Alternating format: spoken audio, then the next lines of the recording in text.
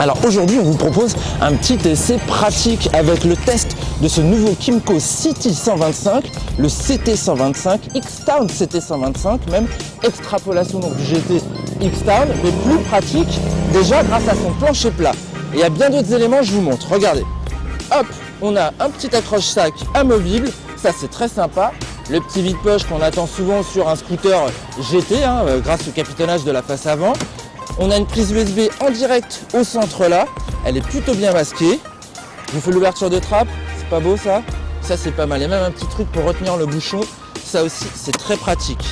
Et derrière dans le coffre, on peut mettre un modulable, et même on a même de la place pour un demi-jet devant ou des petites affaires, ça c'est cool. Coffre avec vérin, éclairage, j'ai les deux béquilles. On est parti pour faire un petit essai, je vous emmène avec moi. Bon oui, c'est clair, il est pratique. D'ailleurs, j'ai même oublié de vous parler de la prise 12 volts qui est sous la selle. Et au-delà de cette qualité, il est également hyper accessible.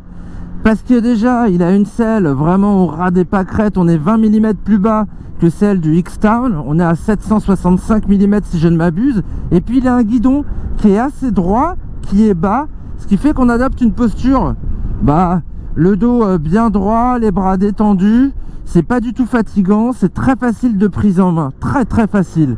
Puis on a de la place au plancher, moi je peux mettre mon 44 fillettes sans le moindre problème. Et puis j'ai de la place aussi pour mes grandes jambes, je suis grand, je fais 1m83, pourtant j'ai encore 10 cm avant que mes genoux viennent heurter le tablier. Ça c'est super chouette. Bon, il est très agile, c'est un petit tortillard urbain. Au-delà de ça, son freinage lui aussi est assez rassurant. Bon, on n'a pas d'ABS, on a un freinage couplé, mais avec la garde réglable là, au levier de frein avant et de frein arrière, on obtient vraiment satisfaction, on se le met vraiment parfaitement à sa main. J'apprécie assez ce freinage. En termes de suspension maintenant, il est un petit peu dur, il est un petit peu ferme, il n'est pas inconfortable, j'ai pas dit ça. Du coup, on apprécie que la selle, elle, soit vraiment moelleuse. Ce côté un petit peu ferme de la suspension, je trouve que c'est rassurant au moment de prendre de l'angle. Je le trouve assez bien posé justement quand on est sur l'angle. On a de la stabilité. Et en plus le cadre, bien qu'il ait été revu, contrairement à celui du X-Town qui passe là dans un tunnel central, il est quand même assez rigide. On sent que c'est quand même un scooter rigoureux. Et ça aussi c'est rassurant. Cette nouvelle ossature acier abrite la même base moteur que le grand frère X-Town, sauf que le City 125 bénéficie d'une évolution qui lui permet d'afficher sensiblement plus de performance.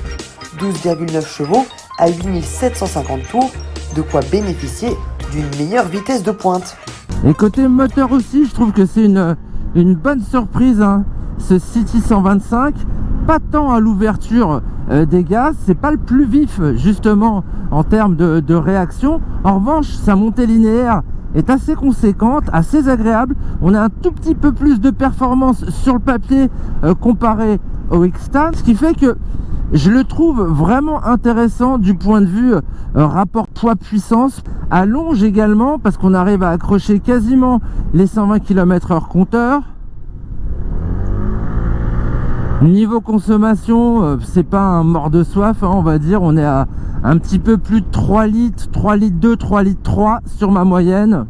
Bon, finalement, on retiendra de cet essai que ce nouveau City 125 rend encore plus service, je trouve, que le X-Town, parce qu'il est hyper pratique, il est hyper facile de prise en main, il est peut-être un petit peu plus vif et agile. Ouais, c'est un bon citadin, mais bon citadin, grand format, il a un format valorisant. Un City Cruiser comme on les appelle. C'est une gamme intéressante. Le tout pour un prix qui est même plus intéressant que sur le X-Town 125. T'en penses quoi, Malice? Et bien pour 3 499 € en prix de lancement, garantie 5 ans comme tous les 125 et maxi scooter Kymco, il coûte quand même 200 € de moins que le X-Town.